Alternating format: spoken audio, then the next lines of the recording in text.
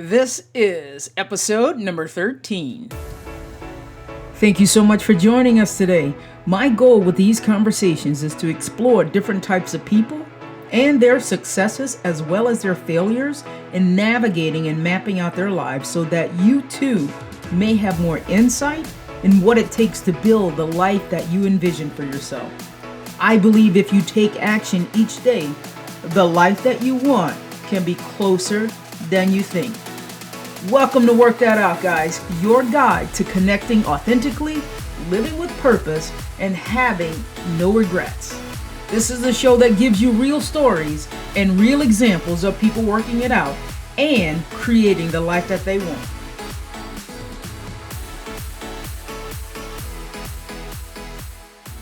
Today I want to talk to you about my tagline for the podcast and for my whole brand of coaching. So that's connect authentically, live with purpose, and have no regrets. And the reason why that's important to me is, as a coach, I do a lot of values assessment with my clients, and I never ask my clients to do something that I haven't done myself. And so in doing my value assessment and this is something that could possibly change, periodically. Mine have changed as I've gotten older, as I've evolved, as I have switched careers. So my top two values are love and connection. It brings me so much joy to authentically connect with people and to really have a shared experience of what it means to be vibing with someone, what it means to be on the same page with someone, what it means to be experiencing something that could be profound. And there's a shared spirit of, this was meant to be and we were meant to be in each other's lives. So to start off with connecting authentically, I think that there are three things that we should focus on, because a lot of people are like, I don't know how to connect out there. I don't know how to connect with other people because, well, first of all, I don't know what to say. So the first thing is set your intention. If you have an intention of just wanting to be curious, just giving of yourself in that conversation more than you're expecting to get, if you come from a place of I'm curious as to what makes that other person tick, what makes that other person, really, really great in this moment, people tend to open up much quicker. And then you also think about, how do I want to be remembered? After I walk off, after I leave this conversation, how do I want to be remembered when I am finished talking to this person? So that goes back to my intention. And generally, when I'm speaking with someone, I always set my intention. And I say always. I don't always do it, but when I'm cognizant of it, when I really want to focus on and bringing love and connection into the world, that's when I do it. There are times when I do forget. But I set my intention of love and connection. And how do you connect with people? Generally, it's I want to make people feel like I've seen them, that I'm present with them, that I'm listening to every word that they're saying, and what can come in between those things. Sometimes we have a moment where we feel like we're judging someone, and we know these unconscious biases that we all have in some capacity or another. Sometimes we have a tendency to judge people and we don't even realize we're doing it. So if you come from a pure place of your heart, and realizing that every person is innately good. I know a lot of people, it's hard to really wrap your mind around the fact that because of all the things that are going on in the world today, that everybody is really at their core very, very good people. Now, some people for reasons or another, do some very, very hateful things. But there was a point in that person's life where they were very, very good. And so I like to come from a place of assuming the best in people, assuming the best intentions, assuming that they want what's best for me just as much as I want what's best for them. And again, just staying present. if we stay present in each moment, we don't allow our cell phones and we don't allow distractions because we're bored with the conversation, if you go into it with a giving mentality, generally the odds of connecting authentically with each other will be much higher.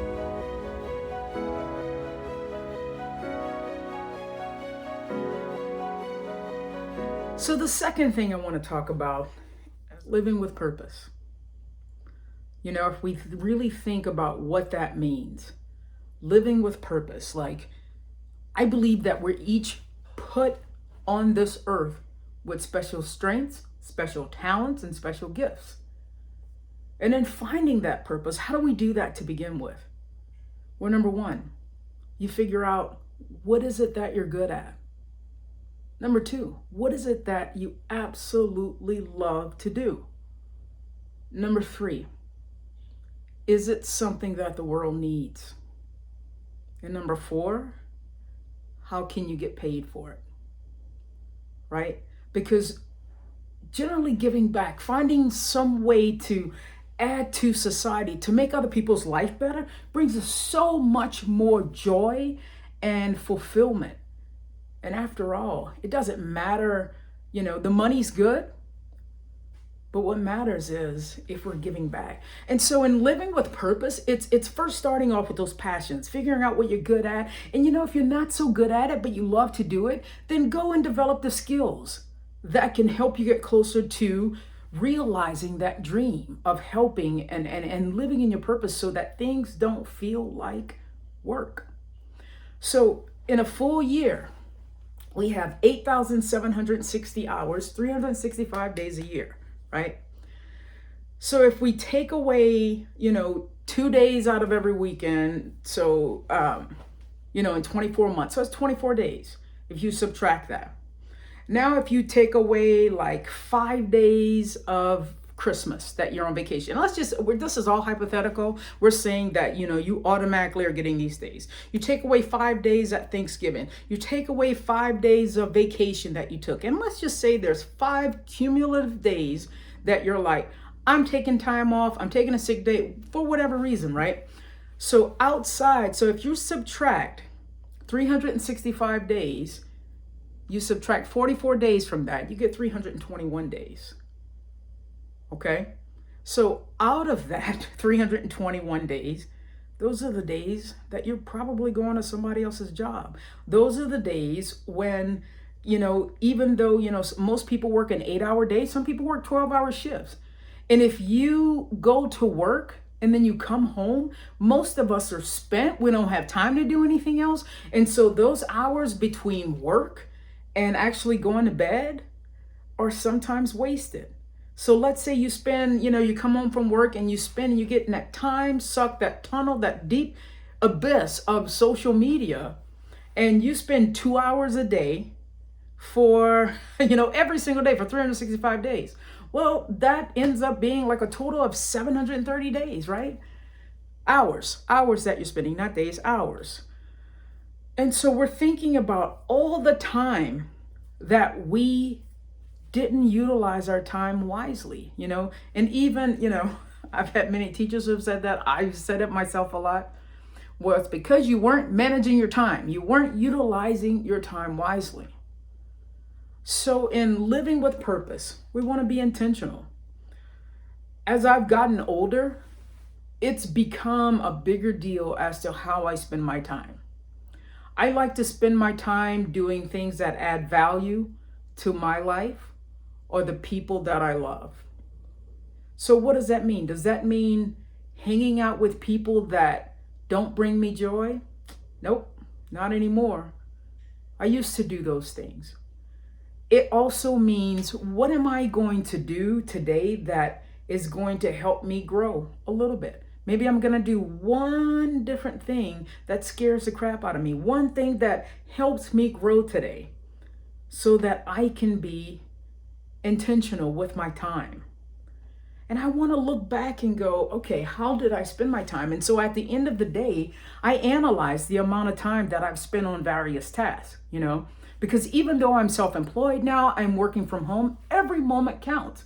And without discipline, it's easy to let all of that time go by, you know? So in order to live with purpose each day, I plan my day the day before. So I know the window of time in which I'm going to work out. I know the window of time in which I'm going to eat breakfast and eat lunch. And you know what? A lot of people will be like, oh, that's too much. I like to do things by the seat of my pants, you know? Well, that works for you. This works for me. I'm a person who likes to have a plan. So I like to know when I'm planning out my day that I've added value to my business, I've worked on something for my health, and I've done something that makes me feel good. That puts me in flow, that gets me ready and excited to be working. So how much time are you wasting and not growing or learning something?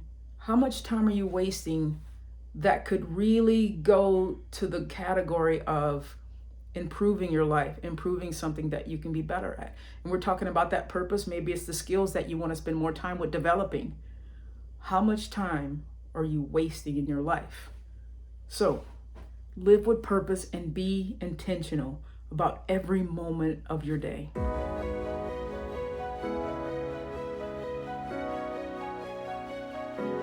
And to round off, connecting authentically, living with purpose. Number 3, the third part of that is have no regrets. So there are a couple quotes that I want to share with you. In the end, we only regret the chances we didn't take. Michael Jordan has said that, we only regret the shots we didn't take, because we take a bunch of shots in a basketball game. You only regret the ones you didn't take. Well, it's the same thing with life. A lot of times we have these ideas, we have some burning desire inside of us that we know in our heart that we should take action on.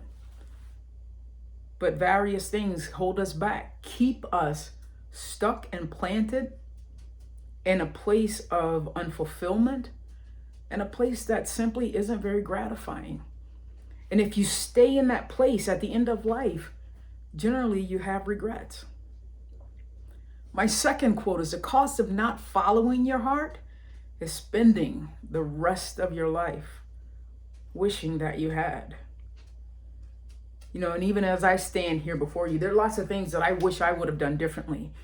But the difference is I'm not going to wallow in regret. How can I recover that? How can I recover from? What is a lesson that I can learn from not living with regret? And again, a minute ago, I spoke about living with purpose. So I think every day is so important. And I know some of my family members who, may listen to this or go, that's TMI. You tell too many personal things on that podcast of yours. But you know what? These are my experiences. And lots of lessons that I've learned have been through my experiences. And so in living with regret, again, you guys have heard me talk about my mom. And, I love my mother dearly. My mother has taught me a lot of lessons, as I've looked back at her life, and even though she's gone now, but she's taught me so many lessons. One of the things that just, and again, this is me projecting my feelings on her. She may not have even cared. But I remember when my mom was an insurance agent and she could count money, boy. If you said, $30,000 minus 11,000, whatever it was, if you said down to the penny, of giving change, she could really, really do that math. She was on top of that, which is more than I can say for a lot of our young teenagers, right? Because again, I'm not that far removed from the classroom. And I remember I had one kid who was like, hey, Stuart, how can you teach me how to count change? That blew my mind. Totally blew my mind. That didn't know how to count change. And so that was one of the gifts that I thought my mom was incredible with. Now there was some some large, 5-digit problem, whatever. I needed a calculator or something. My mom could do that stuff in her head. But after she retired from insurance, from working, from doing home health, she didn't do anything that grew her, that grew her mind, that grew her skills, something. she didn't really do anything that kept her brain going. And she didn't have any hobbies. There just wasn't anything that she was intentional in doing every single day. And so I remember when one day I went to visit, and after I talked about, how great she was and how great she was with numbers and how smart and how quick like a whip, when she was about 75, 76, something like that, in her late 70s maybe, I said, you know what, instead of just going down to my mom's and we're just sitting around a table, pricking our fingers, because my mom was a diabetic. So there weren't many things that we could talk about because we weren't really an integral part of each other's lives. So she didn't really ask a whole lot of questions. And of course, you've heard me say, she always said I asked too many questions. So we would sit around the table because she was diabetic. She'd be like, Trey, you tested your sugar lately? And I'm like, Mom, I'm not a diabetic. I have regular checkups, but it's fine. Let's check our sugar. So instead of doing that, there was one Christmas I went home and I said, let's get a puzzle. And because she's older, we're not going to get a 1,000-piece puzzle. And I remember as a kid, I loved doing puzzles. So I said, let's just get a 25-piece puzzle, that's a big old jigsaw puzzle. And as I stand here and I recall that memory, because she wasn't learning and growing and really using her brain in a way that continued to improve her, it was difficult for my mother to put together a 25-piece puzzle. It was difficult for her to discern the difference between an edge outside piece and a middle piece. And I wish, and again, this is me projecting onto what I think she was feeling. But I don't think she wanted to really have the end of her life go that way. And so a lot of things that hold us back is sometimes we don't know what to do. We don't know how to make the changes. But you know what? You just ask. It's easy enough to just ask for help. There's nothing wrong with ever asking for help. I know a lot of us fear rejection. We fear failure. I do too, But when you have regrets and you look back at those times, it just makes you angry inside, and then you feel like you're deprived from happiness. You're deprived from this and that. Oh, I could have been such and such. I would have been such and such. If only I knew then what I know now. And so what's important is you only regret the chances you didn't take. So what chances, what things in your life, what passions are really, really percolating in your body that deep down inside that you wish you could make a change, but for whatever reason, you're feeling stuck and you can't get out of your 9-to-5 job. You can't get out of this relationship. You can't get out of whatever that situation is. What is something that you wish you had the guts to do so that when you look back on this time, you won't have any regrets about any of the decisions that you've made? All right, guys, thank you so much for listening. If you want to know more about what I'm up to, head over to TraviaStewart.com. If you like seeing the videos of the podcast, every episode is on my YouTube channel. And if you like what you hear, please do me a favor and subscribe to the show. And remember, life is about connecting authentically, living with purpose, and having no regrets.